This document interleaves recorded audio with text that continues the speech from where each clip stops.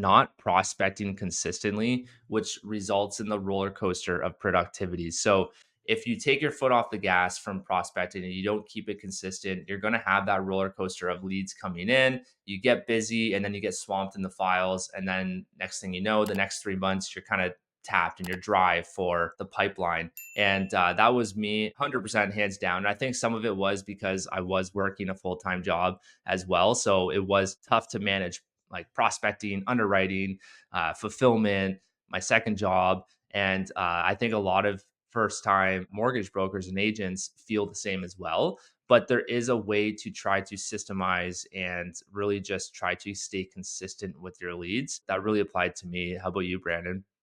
Yeah, same here. I think that in the beginning, number one, I didn't know how much prospecting was actually required, and it was way more than I thought it was. So it was just figuring out what that level was, and then also staying consistent on that level. So as you said, you get bogged down in a file or you're solving a difficult question, and it takes half your day.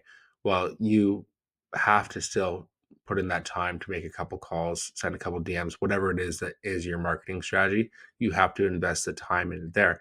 And to be honest, this is something I still struggle with sometimes. Like we get bogged down in tasks in Mhm. our business, working on our business and other projects. And then I'm like, holy crap, I've kind of missed my prospecting time and I catch up on it though. You just have to do it. And when you're early on, you're like, oh, okay, I'll just do 2 hours of calls tomorrow, but it doesn't work that way. You have to stay consistent on it, or you A, lose the muscle mass, or B, you just keep pushing it off. And then eventually procrastination becomes your killer.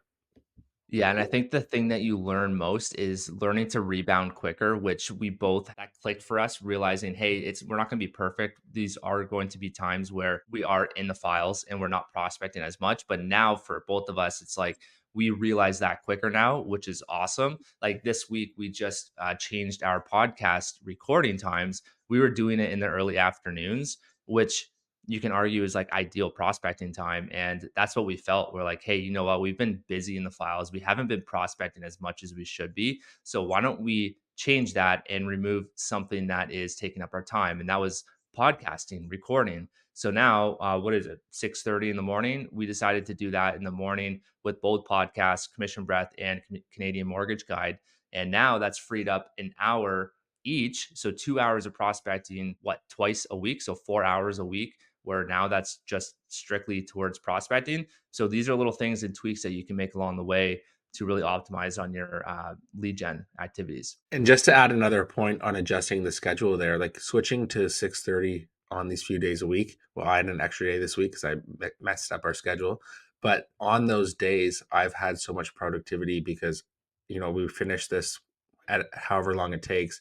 There's still an hour probably before my family wakes up that I just work on files.